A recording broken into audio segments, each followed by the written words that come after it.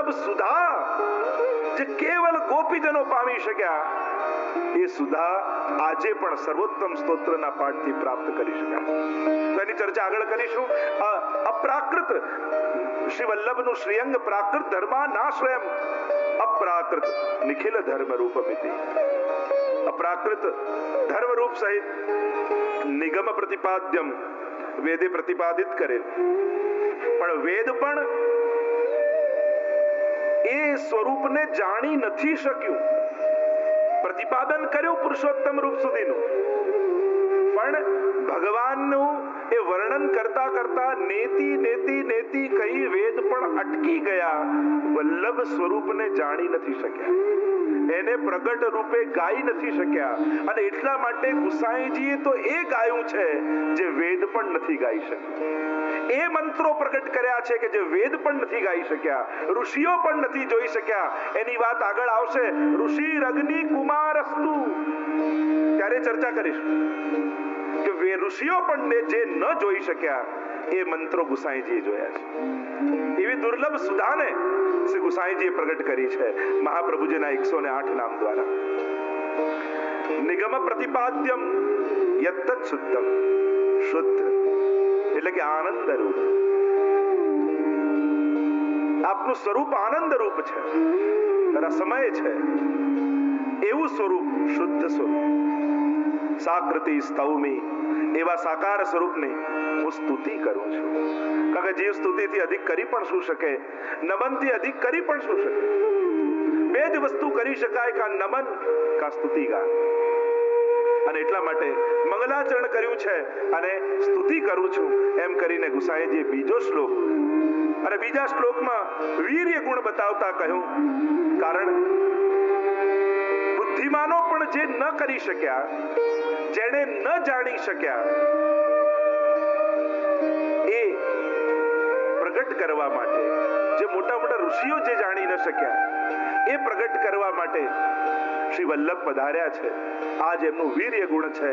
અને બીજા શ્લોકનું ગાન કરતા ગુસાઈજી બોલ્યા, કલિકાલતમશ્ચંદ્ર દ્રષ્ટિત્વા વિદુષામપી સંપ્રત્ય વિષયસ્તસ્ય મહાત્મ્યં સમભુવિ. કલિકાલતમશ્ચન્ન, આ કલયુગ રૂપી અંધકાર છવાયેલો છે. દ્રષ્ટિત્વા વિદુષામપી, ક્યાં છવાયો છે? વિદ્વાનોની દ્રષ્ટિમાં, બુદ્ધિમાં. મોટા મોટા વિદ્વાનો, પંડિતો આ કલિયુગના અંધકારમાં અંધ બન્યા છે. અને એવા સમયે શ્રી વલ્લભના, શ્રી ઠાકોરજીના એ અલૌકિક સ્વરૂપને જાણી નથી શકતા. વિષયસ્તસ્ય ને હમણાં ન સમજાય તેવું તેમનું મહાત્મ્ય ભૂમિમાં પ્રગટ કરવા માટે શ્રી પ્રભુ પોતે પધાર્યા. મહાત્મ્યમ સમભૂત ભુવિ, પોતાના મહાત્મ્યને પ્રગટ કરવા માટે પ્રભુએ પોતાના મુખારવિંદ સ્વરૂપને પ્રગટ કર્યું. કારણ કલિયુગના પ્રભાવને કારણે મોટા મોટા વિદ્વાનો, શાસ્ત્રો ભણેલા, વેદોને જાણનારા લોકો પણ આ મહાત્મ્યને સમજી નથી. કલિયુગનો એવો પ્રભાવ છે.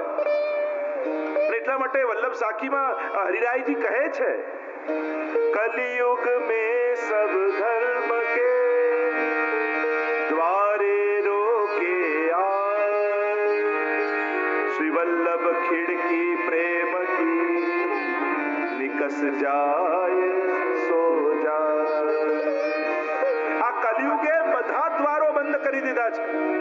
અહીંયા વ્યવસ્થાઓ મળશે, સગવડતાઓ મળશે, પોતાને અનુકૂળ વેદોના, શાસ્ત્રોના અર્થો કરનારા મળશે, પણ પ્રભુના શુદ્ધ સ્વરૂપનું જ્ઞાન આપનારું કોઈ નહીં મળે. અને એક વસ્તુ યાદ રાખજો, કલિયુગમાં કલિયુગ અધર્મના કપડા પહેરીને નહીં આવે, ધર્મના જ કપડા પહેરીને આવશે. અધર્મથી સાચવવું નહીં પડે, ધર્મથી જ સાચવવું પડશે. કલિયુગમાં પૂતના રાક્ષસી બનીને નહીં આવે, સુંદરીનું રૂપ લઈને જ આવશે. અને એટલા માટે વધારે સાવધાન થવાની જરૂર છે. કારણ કે કોઈ પોતાના મૂળ રૂપમાં આવતું હોય ને તો સમજી શકાય, પણ ખલ ધર્મેણી, આ તો ખલ ધર્મ છે, છલવા વાળો ધર્મ છે. ધર્મના રૂપે આવશે, સંતોના રૂપે આવશે, ભગવદીઓના રૂપે આવશે, જુદા જુદા પુસ્તકોને ગ્રંથોના રૂપે આવશે. અધર્મના કપડા પહેરીને નહીં આવે, કલયુગમાં ધર્મના કપડા પહેરીને આવશે.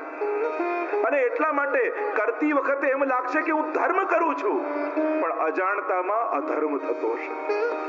આ કલયુગની ચતુરાઈ છે. અને એટલા માટે આજના સમયમાં ચેતવાની વધારે જરૂર છે.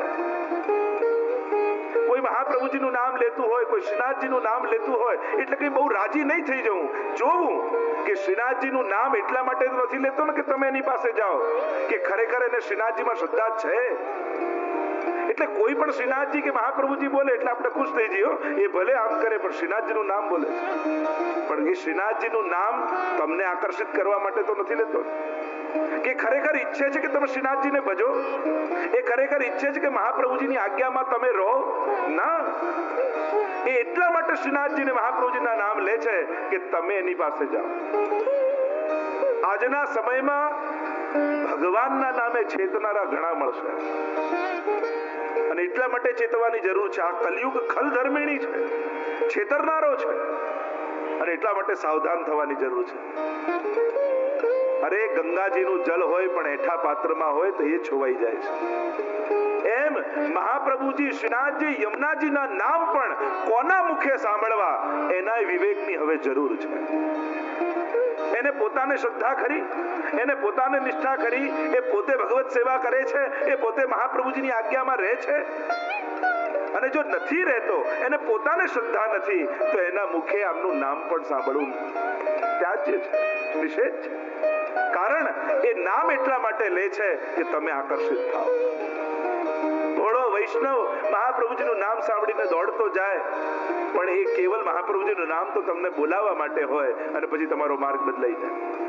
અને એટલા માટે આજના સમયમાં ચેતવાની જરૂર છે. આ કલયુગ ખલધર્મિણી છે. મોટા મોટા વિદ્વાનો પણ પ્રભુના મૂળ સ્વરૂપને સમજી નથી શકતા. આજે તમે ગમે ત્યાં અન્ય સ્થાનોમાં જાઓ, તમને વ્યવસ્થા આપશે, તમને પ્રવૃત્તિ આવશે, તમને કઈ ને કોઈ એક્ટિવિટી મળશે, કંઈક ને કંઈક જોડશે, પણ ભગવત સેવા નહીં આવે, પ્રભુ નહીં આવે. આજે ગુરુ લોકો પણ દીવાર બનીને ઉભા છે ભગવાન સામે, દ્વાર બનીને નથી ઉભા રહેતા. ગુરુ એ જ છે જે દ્વાર બને, દીવાર ન બને. પ્રભુ પાસે ન જવા દે, હું જ ભગવાન છું એમ કહીને અટકાવી દે. કલયુગમાં ચેતવાની જરૂર છે. સીધી વાત મહાપ્રભુજીની સ્પષ્ટ આજ્ઞા છે, કૃષ્ણ સેવા સદા કાર્ય. આ કલયુગમાં ક્યાંય લલચાતા નહીં, ક્યાંય ભટકતા નહીં. આ બહુ સહેલું, આટલું કરશો તો આમ થઈ જશે, આટલું કરશો તો આમ થઈ જશે, ક્યાંય એવી લાલચમાં ક્યારેય આવતા નહીં. આપણા બધાનો ઉદ્ધાર કેવલ ને કેવલ ઠાકોરજીની સેવાથી જ થવાનો છે, બીજા કશાથી નથી થવાનો. આ વાત સ્પષ્ટ રૂપે સમાજ સમજી લે, નહીં તો છેતરાઈને આખી જિંદગી બરબાદ થઈ જશે. ભગવત સેવા દ્વારા જ આપણું કલ્યાણ છે. અને જે ભગવાન આપે એ જ ગુરુ છે, અને આપણા બધાના ગુરુ શ્રી મહાપ્રભુજી છે. આ માર્ગમાં ગઈ સોપત શ્રી ગોવર્ધન નાથે મહાપ્રભુજી હાથ પકડે, પણ તુરંત ઠાકોરજી સાથે હસ્તમેળાપ કરાવી દે, લે હવે ઠાકોરજીની સેવા કર. જે આવીને દરેક ધર્મો સમાપ્ત થઈ જાય. બધા ધર્મોનું અંત ક્યાં? ભગવાન મળે એટલે ધર્મ પૂરો. બધા જ માર્ગો, બધા જ સંપ્રદાયો જ્યાં આવીને પૂરા થઈ જાય, પુષ્ટિ માર્ગની શરૂઆત જ ત્યાંથી થાય. બ્રહ્મ સંબંધ લીધું, લે ઠાકોરજી પધરાયા, હવે તારો ધર્મ શરૂ થયો. જ્યાં બધાની પૂર્ણાહુતિ, પુષ્ટિ માર્ગની ત્યાં શરૂઆત. અને એટલા માટે ભગવત સેવા એ જ આપણું પરમ કર્તવ્ય છે. સર્વદા સર્વભાવેન ભજનીય વ્રજાધિપ સસ્યાયમેવ ધર્મો હિ નાન્યક્વાપી કદાચ. બીજો કોઈ ધર્મ નહીં, ભગવત સેવા એ જ આપણો પરમ ધર્મ. અને એટલા માટે સમાજ સ્પષ્ટ રૂપે સમજી લે, પ્રભુને ભજવા. પ્રભુની એ સ્વરૂપને કોઈ નહીં સમજી શકે.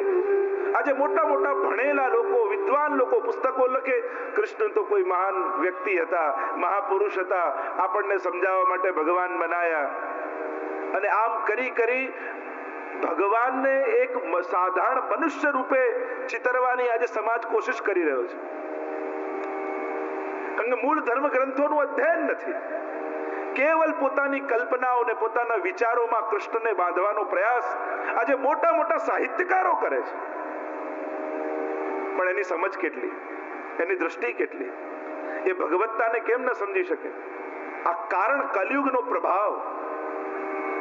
એ મૂળ ભગવત સ્વરૂપને પણ આજે મનુષ્ય રૂપે ચિતરવાની કોશિશ કરવામાં આવે.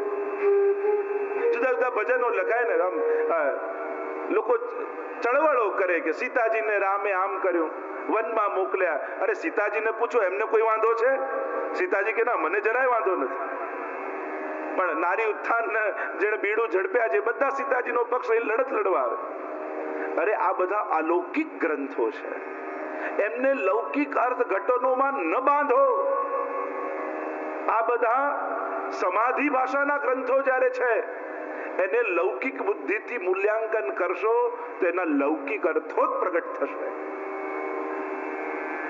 આપણે લોકો સાધારણ જીવો, આપણે નથી આપણી કાલ જોઈ શકતા, નથી આપણા હિતનું વિચારી શકતા, આપણું કલ્યાણ નથી વિચારી શકતા. અને આવા સાધારણ બુદ્ધિવાળા આપણા લોકો જ્યારે ભગવાનની વાત કરવા જઈએ અને ભગવાને આમ સાચું કર્યું, ખોટું કર્યું, આમ કર્યું, આમ કર્યું, પોતાની લૌકિક બુદ્ધિથી ભગવત લીલાઓના ખોટા અર્થઘટનો ન થવા જોઈએ.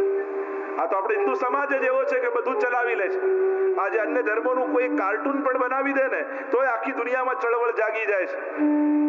અને આપણા લોકો માટે ગણેશજીને ક્રિકેટ રમતાય બતાવે, ગણેશજીને ગોલ્ફ રમતાય બતાવે, ગણેશજીને પત્તા રમતાય બતાવે.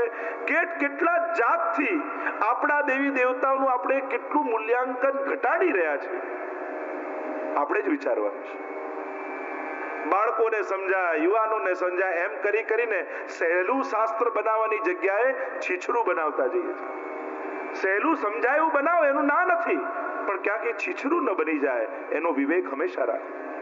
અરે મેડિકલ ભણવું હોય તો થોડી કેટેગરી તો એની જોઈશે જ ને, ત્યારે એ ડોક્ટર વિશેનું જાણી શકશે. તો ભગવાનને જાણવા માટે થોડી એક એની માનસિકતા તો તૈયારી જોઈશે જ. સહેલું સહેલું સહેલું કરીને ભગવાનને આપણે એટલા નીચા સ્તરે ચિતરી દઈએ છીએ. ક્યાંક આપણે લોકો જ આપણા ધર્મ ગ્રંથોનું મૂલ્યાંકન ઘટાડી રહ્યા છે. વિચારવાની જરૂર છે, ચિંતન કરવાની જરૂર છે.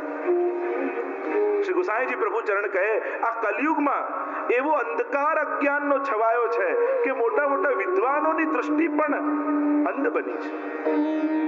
કલયુગે આવૃત કરી લીધી છે. સપ્ત શ્લોકીમાં પણ શ્રી ગુસાઈજી પ્રભુ ચરણ કહે, યદા પ્રસુતવારી પીયુષયુત વરાંગરદયે કરી સ્તૃણમિવેહ તુચ્છીકૃત વ્રજાધિપતિરિન્દ્રિયા પ્રવૃત્તિ મૃગ્યપાદાંબુજ ક્ષણેન પરિતોષિત તદનુગત્વમેવાસ્તુ મે. યદંદ્રી નખમંડલ. આ કલયુગના અંધકારથી મુક્ત કેમ થવાશે? શ્રી વલ્લભના ચરણના અંગુષ્ઠથી જે રસ વહી રહ્યો છે એનો પ્રકાશ, અને એણે તૃણમિવેહ તુચ્છીકૃત, આ કલયુગને તૃણ જેવો કરી નાખ્યો છે. એ કેવલ પ્રકાશ ક્યાંથી મળશે? શ્રી વલ્લભના નખચંદ્રમાંથી. સૂર કહા કહે દ્વિવિધ આંધરો બિના મોલકો ચહેરો, શ્રી વલ્લભ નખચંદ્ર છટા બિન સબ જગમાં અંધેરો. આ કલયુગના અંધકારમાંથી મુક્ત થવાનો એક જ ઉપાય છે, અને એ છે વલ્લભના ચરણારવિંદનો આશ્રય.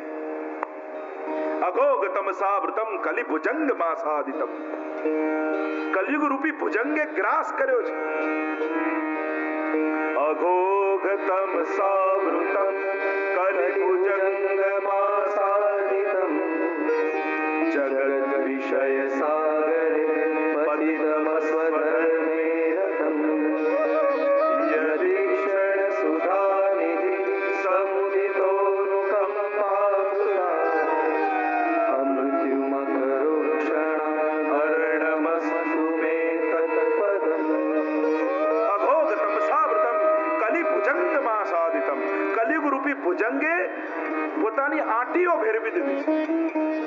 થવાનો એક જ ઉપાય શ્રી વલ્લભના ચરણનો આશ્રય, એમ ગુસાઈજી પ્રભુચરણ સપ્ત શ્લોકીમાં કહી રહ્યા છે. આ કલયુગનો પ્રભાવ અને એ વલ્લભ સ્વરૂપને વિદ્વાનો પણ ન જાણી શક્યા, કારણ કે વિદ્વાનો કેવલ બુદ્ધિનો ઉપયોગ કરે, કારણ કે શ્રી પ્રભુ તો કેવા છે, જ્યાં વાણી બુદ્ધિ ન પહોંચે,